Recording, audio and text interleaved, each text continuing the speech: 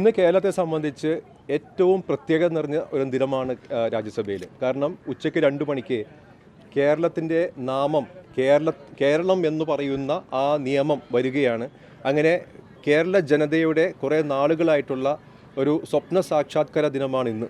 ഞങ്ങൾക്ക് എല്ലാവർക്കും ഇന്ന് വലിയ സന്തോഷം ജനിപ്പിക്കേണ്ട ഒരു ദിനമായിരുന്നു.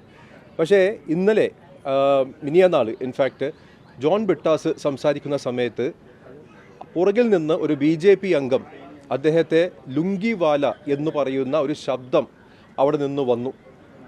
അതിനെ ഞങ്ങൾ ഇന്നലെ തന്നെ രാജ്യസഭാ ചെയർമാനെ അടുത്ത് പോയിട്ട് അതിനകത്തൊരു പരാതി ഞങ്ങൾ പറയുകയും ചെയ്തു.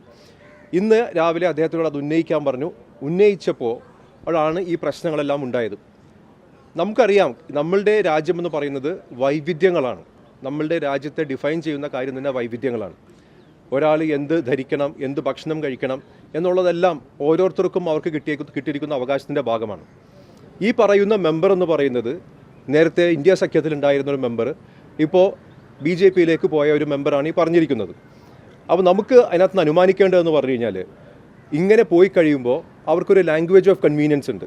അവരുടെ പാർട്ടിക്ക് എന്താണ് ഉതകുന്നത് ആ പറയുന്ന ഒരു കൺവീനിയൻസാണ് ഈ പറയുന്ന മെമ്പർമാരുടെ ഭാഷയായിട്ട് മാറുന്നത് എന്നുള്ളത്.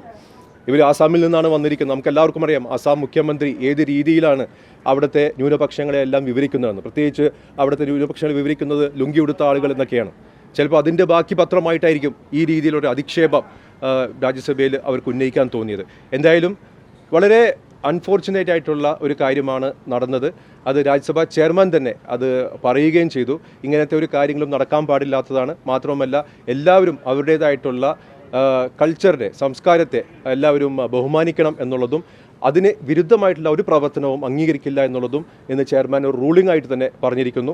ഞങ്ങൾ പൂർണ്ണമായിട്ടും ജോൺ ബ്രിട്ടാസ് എന്ന് പറയുന്ന ഞങ്ങളുടെ സഹപ്രവർത്തകൻ്റെ കൂടെ തന്നെയാണ്.